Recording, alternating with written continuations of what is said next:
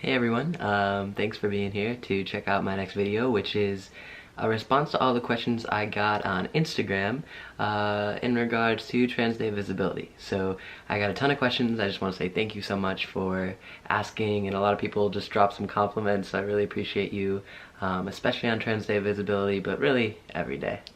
So there's a lot of different questions, and I put some timestamps below if you want to kind of skip around and just hear the responses to the questions that you're actually interested in.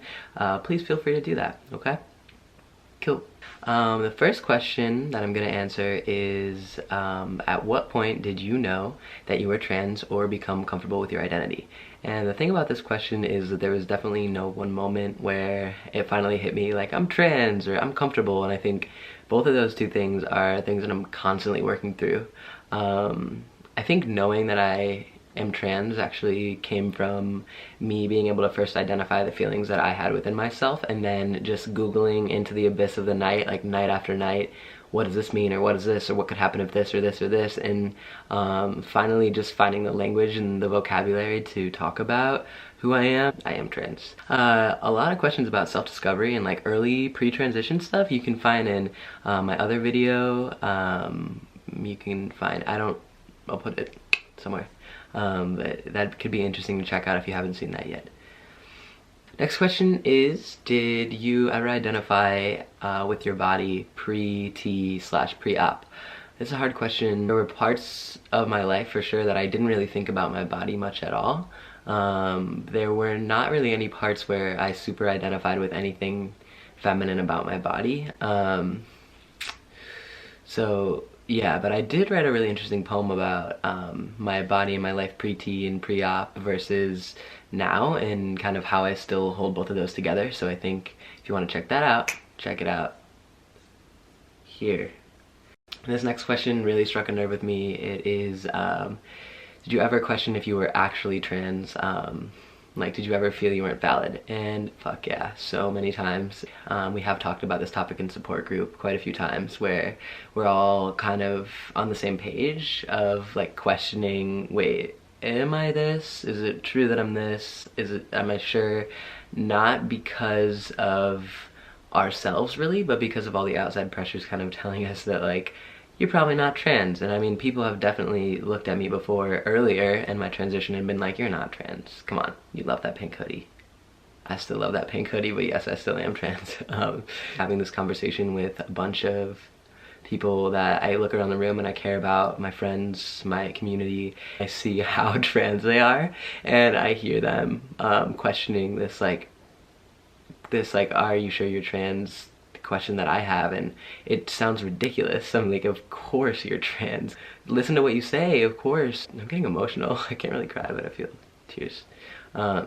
Hearing them question it made me just be like, this is ridiculous, which I think is what ultimately led me to have more compassion for myself, and for me to be like, I am valid as fuck. I am trans as fuck, and it doesn't look any type of way, and it's okay. Even if you doubt it or you feel some sort of confusion, that doesn't mean that you're not trans. It just means that the world around you has like led you to be confused and to question that. If this feels like it applies to you right now, if you truly really think that you're trans, I mean, you're trans. It's kind of that simple, so keep that in mind. Question here is, what is the most liberating, well, the person also is very excited. The person said, yes, most liberating thing you felt first coming out and most recently. And this is a good question. I had to think about this for a little bit. I think the most liberating thing I felt when I first came out was just like, cool, like now I've said what I feel and it's out there, and now that it's out there, it's almost like I ran a lot. I still run, but I just keep thinking of like, it's like the gun going off at like a track meet, where it's like, cool, I said the thing, now let's go, and now I could like run the sprint of what it means to like, I guess it's more of a marathon, I don't know. Now no one's gonna be super thrown when I like start T and like get my surgery, because people at least have an idea about what's going on because I told them. So I don't want that to come off as though you owe anyone an explanation, but for me personally, when I shared that information with people, I felt like finally I can transition. Like, I said it. Coming out too is not just coming out to people, but it's coming out to yourself. And so acknowledging that and just saying that out loud just is like, this is real now. And I'm real and this is how I feel, and now I'm gonna do what I want to do about it. Most liberating thing recently, I think this is kind of ridiculous, but I'll talk about this a little bit later too, but I feel like my hair's growing out. First of all, I'm in quarantine and I don't think the barbershop is open, but I had this moment when I first cut my hair, because it used to be really long when I first cut my hair. When I cut my hair, I felt like I was myself. And it was like so liberating. I was like, I don't have this anymore. Now I feel like I'm truly myself. Like, thank God. And I probably cut it, you know, to a little shorter than this length. But now I feel like hair is kind of so arbitrary because I have all these other features that I consider to be more masculine. Like, my voice is a lot deeper and I have this little faint mustache and things like that. So what's liberating for me now is that as these changes happen, I feel like I can do whatever the fuck I want with my hair. I don't need to have short hair to feel liberated. I can grow out my hair and I can still feel like a dude, and I can still feel like I am who I am. So I think like kind of that reversal has just been super liberating for me right now. So it's a really good question, thanks. How did you talk to your family about your gender identity? There's a couple things. I mean, I remember a distinct phone conversation with my mom where I kind of explained what I was feeling, and it was a little bit ambiguous. I was like, I think I'm kind of like non-binary, and then I had a couple smaller conversations like that with my siblings and things like that where I kind of explained what was going on, and I think I was kind of on the cusp of trans and non-binary, and I think I still feel that way in a lot of ways, but yeah, just kind of explaining how that felt. But other than that, I mean, those were phone calls, a couple text messages. Something that my therapist tells me all the time is that you can't unsee or unhear those immediate knee-jerk reactions that people have to anything. So, so I've really, really held on to that, and knowing that when you express to someone that you're trans, even though it's, you know, in my bubble and in my community, it seems so ridiculous that there's going to be these crazy reactions, but there are those really intense reactions that people have. So affording yourself some space so that someone can experience what they experience and what they feel immediately in response to you saying I'm trans, right? And you have that space and they have that space, and when they're ready, you guys can talk, right? So like, just not feeling like you need to be in person in a car with like your dad to be like, I am trans. Like, that's probably not a good place to be, because that reaction is gonna be in your ears, in your brain forever. You know, it could be positive and that'd be amazing, but if it's negative, you also can't unhear that. So I think creating that space has been really safe for me, and it's something that I would recommend to people. But again, that's all everyone's personal choice. What are you gonna do? But other than that, I made a video, the video I referenced earlier, and that was just like my coming out video, and I just shared that with everyone. I was like, I'm not gonna go through the emotional turmoil of like having this conversation with every single member of my family, because I trust that they'll talk amongst themselves, who knows in what way, but they'll do that. And you know, having that video out there made it so I didn't have to repeat over and over and over and over again. And as it turns out, it seemed like that helped a lot of people understand their transitions and their transness and help support others. So I think that was kind of the way to go, and I feel good about that. But also, a lot of people aren't comfortable being that public, so to each their own, you know. I do just want to say with that it's not your job to process who you are with someone else, and even if it feels difficult for them, it's okay that that's difficult for them. I've spent a lot of time feeling like I need to help them feel good about me being trans. No, I need them to make me feel good about me being trans, and if they can't do that, then it doesn't mean it's my responsibility to then flip over and do that work for them. Why are you so cute? Did you submit this question to yourself? Don't put that in the video. This person wants to know, how did you get more comfortable correcting people on pronouns? And also, I love you. I love you too. You're so sweet. And if I'm being honest, I really don't correct people that much. The people that misgender me the most are the people that have known me for a really long time that just have issues with like flipping over on pronouns. But I'm like, in public I don't really get misgendered, but when I used to more, I still, like, in those micro interactions, if it's like I just bought a hamburger and the person's like, thanks ma'am, like I'm not gonna be like, it's sir, because it's just like doesn't feel worth it to me personally. So I really wouldn't correct in those situations, and honestly for correction I really lean a lot on other people that I'm around, that I trust and love, that make me feel safe to step in and kind of be like, yo, it's he. If you're a cis person, it's really easy for you to be like, yo, it's they. Whereas for a trans person, it feels really burdensome and really like embarrassing and heavy sometimes to just correct someone on even what might seem small. You're not asking for a lot when you're asking for someone to talk about you in the way that is true to who you are. And you know, there's a window of time where it might be especially difficult, but beyond that, it's like, get with it. That was so much. I did not need to say that much.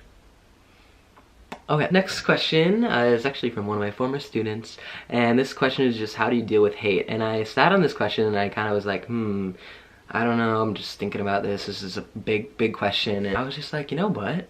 There's just like not enough room in my life, honestly, at all for hate. There's just not room. Like, I don't know how to explain it, but for some reason it's like, I don't have a lot of interactions with people that are hateful toward me because I just cut that shit off, because I got a lot of other options for interactions. People hating people for no reason is just weird. If you objectively have hate toward trans people, I fucking hate you too.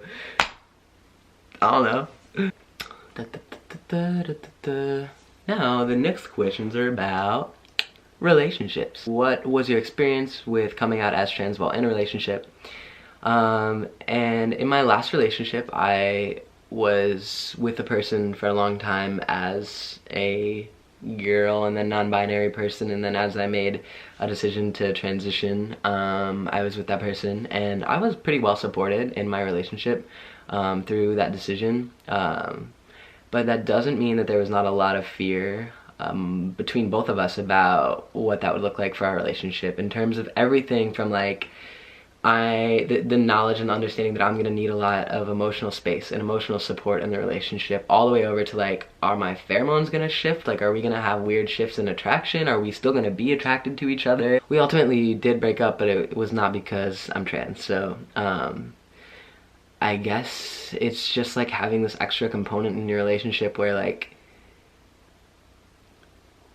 I mean, your relationship's gonna work or it's not, and then you being trans is like part of it. It's in it just because it's you, but it's not really a determinant of anything in the relationship. But in some of my support group conversations, I've heard of people saying that their partners were really like mad or like not wanting them to get surgery or to go on hormone therapy or anything like that, and to that I just say, fuck that shit. Fuck that. I mean, all I want is for the people that I'm with to be themselves and to be happy. And so I want that more than I want to be with the person even. So for me, I just imagine, you know, if someone's going to transition or make a change in their life and it's what they ultimately want, then my job as a partner is just to be like, fuck yeah, you go. And if things don't work out, okay, but at least you did what you needed to do to be happy, because someone's happiness is really theirs. Even if you're in a relationship, those should stay separate, at least to some capacity.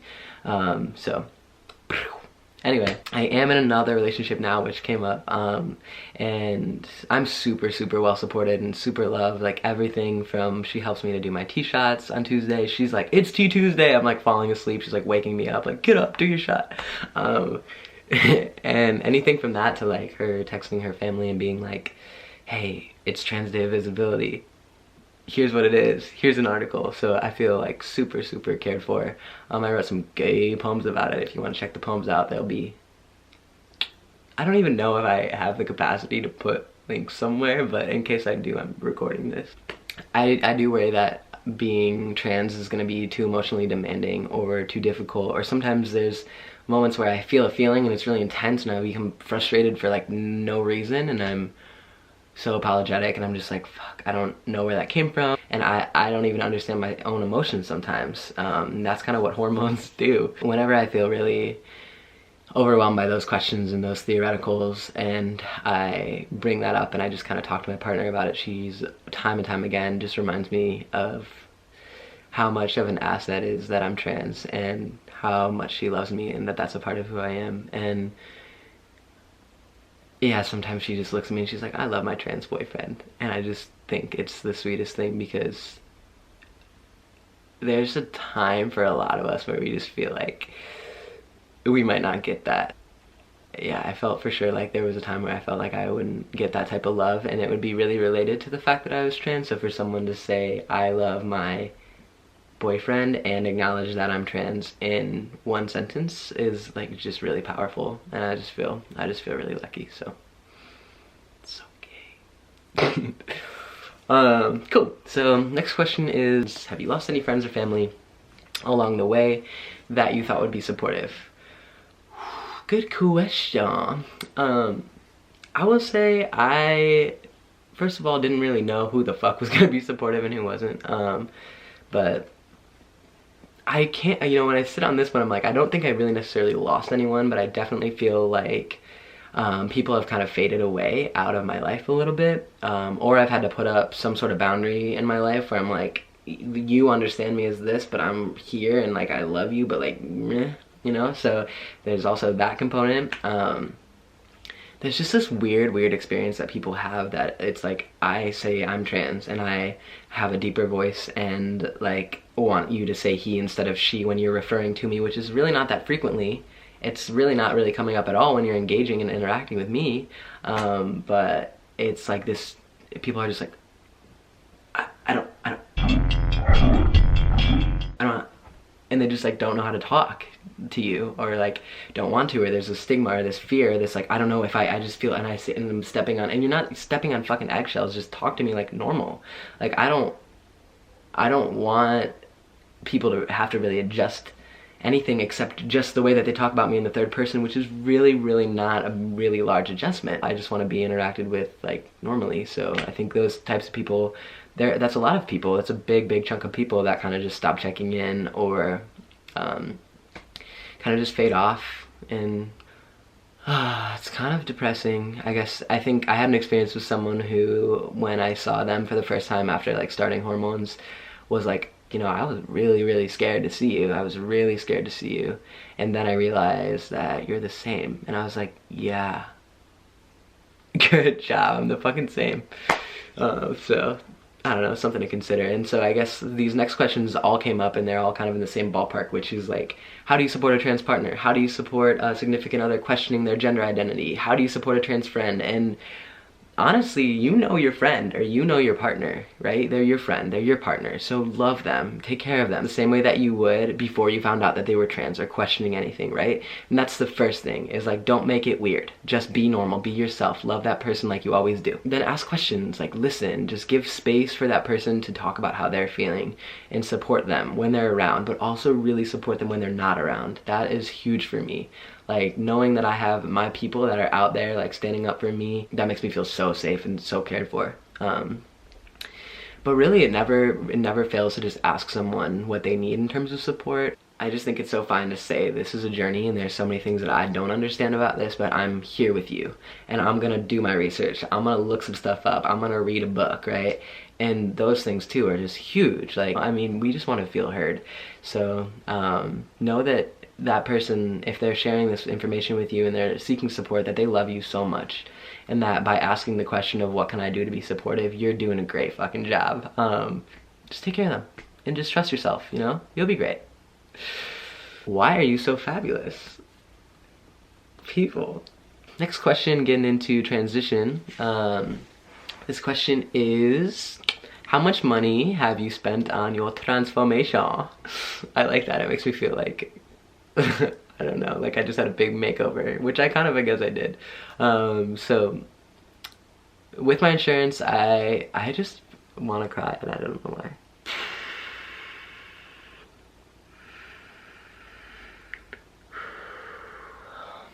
Okay. So with my insurance, which I'm super fortunate to have, I would have only had to pay about $1,000 for all surgery-related costs. It's like the pre-op, the post-op, and the actual surgery. However, I was transitioning between two different jobs at the time of my surgery, so I was paying my insurance premiums because I was using Cobra. So surgery-related costs for me amounted to about $2,500. Most of which I'm so thankful for. I received in donations from a ton of people, so Thank you so much. That's about it for surgery, and I spend about $10 a month on testosterone, not very much at all.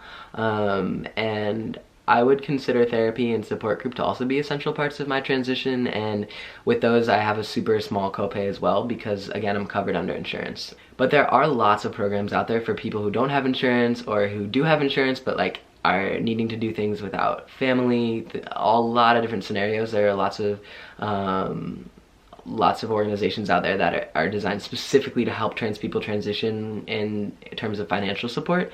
And so don't feel super like defeated if when you hear me talk about my insurance it feels like it doesn't apply to you, because there are lots of options. Next question is, do you have any tips to help your top surgery recovery go a bit smoother? And yes, I think, well, first of all, I feel so happy about my top surgery results, so shout out to my surgeon, Derek. But I would say that the best advice I can give you is just to follow those directions that you get so carefully. It's nothing hard, but it feels tedious sometimes, and I think like that was so frustrating for me, because when you get your surgery, you have this idea in your head, like leading up to it, building up to it, that like you're gonna get your surgery, you're gonna get everything taken care of, and then you're just gonna be free, and it's just gonna feel so amazing, so liberating, and that's just like not how it feels immediately. I wish I knew that prior, but essentially I had my surgery, and for the next 3 weeks I barely even looked at my chest. I barely even saw it. It was covered in tape, covered in gauze, covered in pads of this and wrapped up in that, and I didn't really get to see anything. And I hated it. It was so uncomfortable for me because it felt kind of like binding, except you had to sleep in it too, and I'm sorry, this is like devastating information, but it's important. And then also just like eating really well and following those guidelines about exercise. I wanted to exercise so bad, and I wanted to eat like shit, but I was just like, I gotta do this for my body, and ultimately I feel like it really paid off. I feel really good. So yeah, but that was gay too. I'm being gay.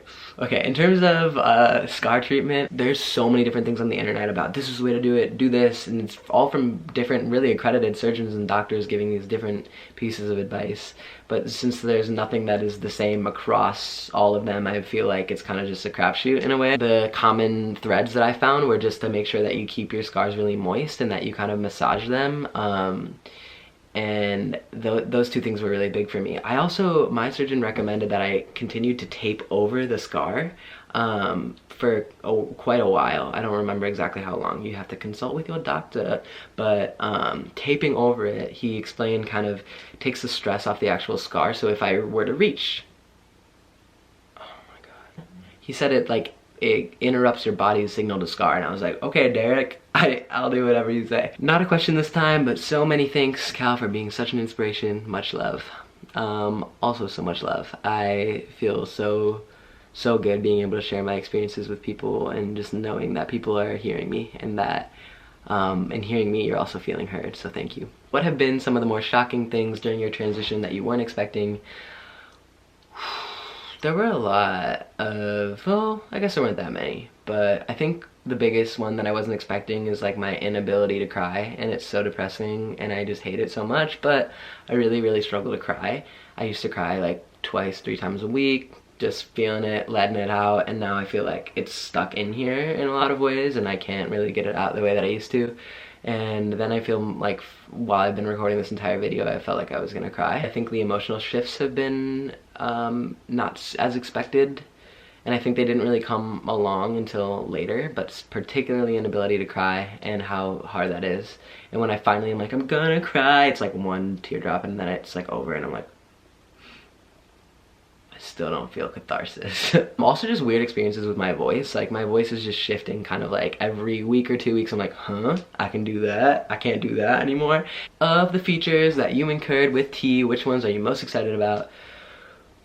I'm excited about everything. When I first started T, I was like, what's gonna happen to me? And then now I'm like, yeah, a little bit more of that. Can I go up in that dosage? Let's get it. But I would say my facial hair is one of my favorite ones, just because I'm like, if you were to look at me and not know, this would tell you that I'm a dude. I think that's fucking bullshit, but that's how I feel, and it feels good, so I'm just gonna say, yeah, whatever. There's like upper thigh hair. I'm not gonna show you, but there's some additional hair coming in hot. Every couple weeks I'm like, oh, okay.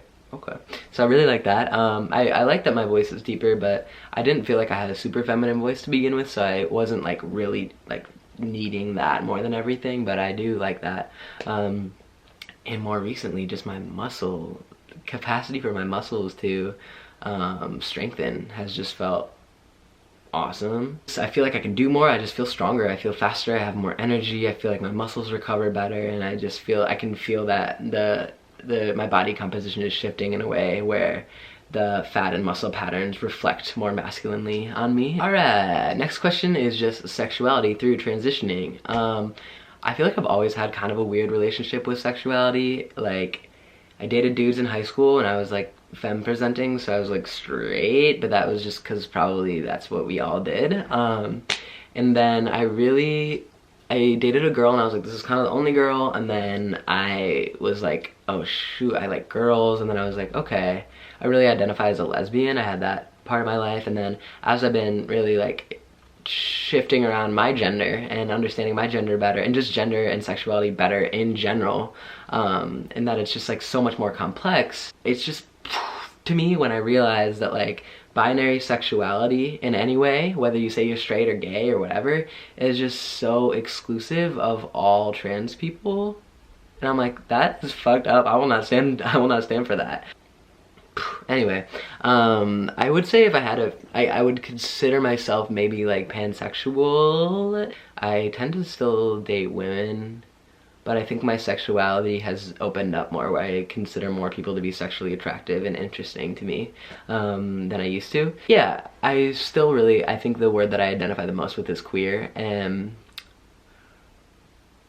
yeah, it's interesting because like having a cis female partner and passing as a dude, I look straight and I'm like, I'm not straight though, because I'm so queer. Like I'm too fucking gay to be straight.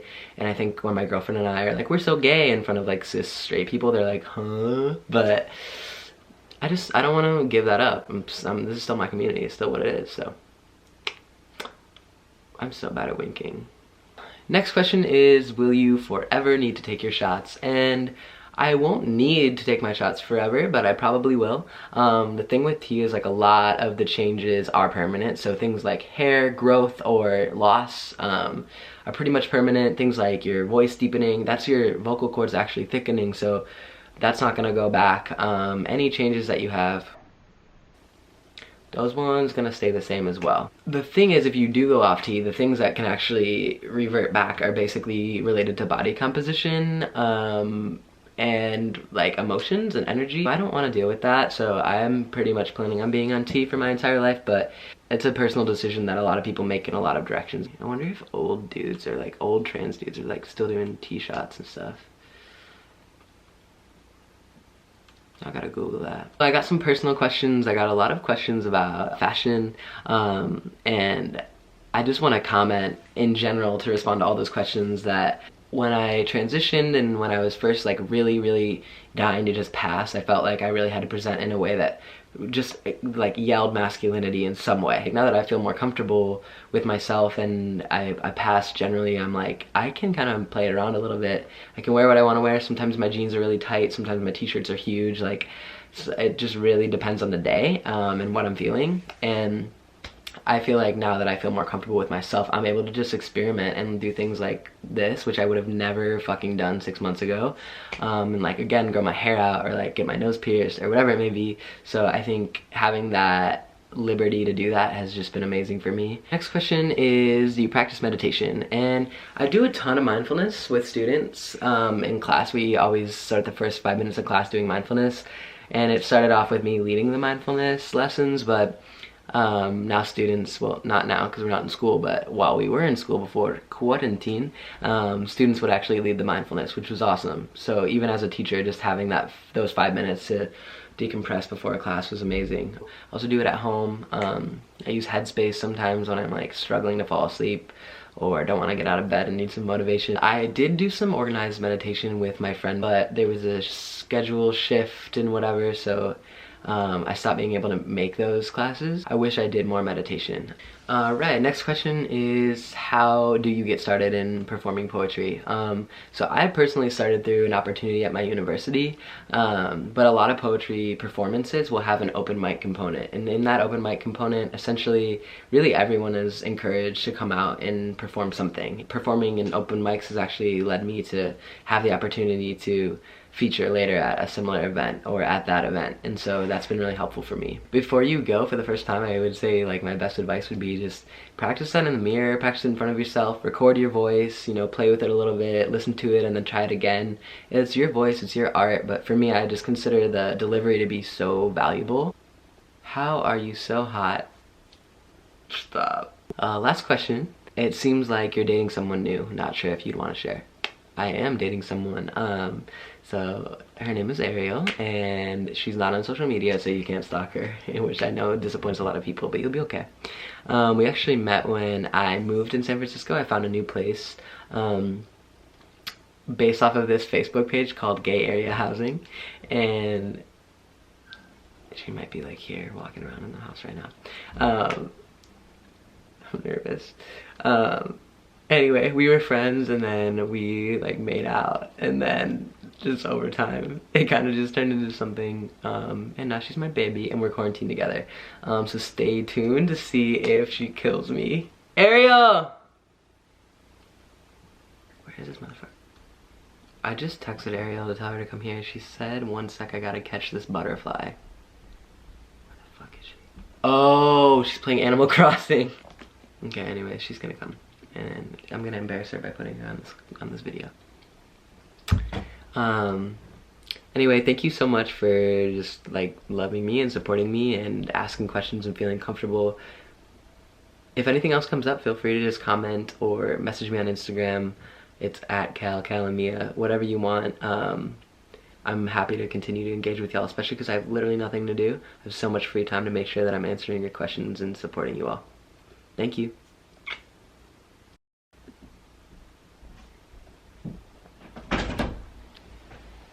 Hi, baby. Are you all done?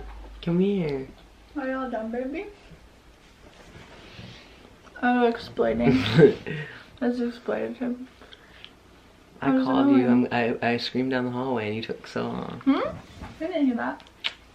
Are my paws and baby? What is that? Bug.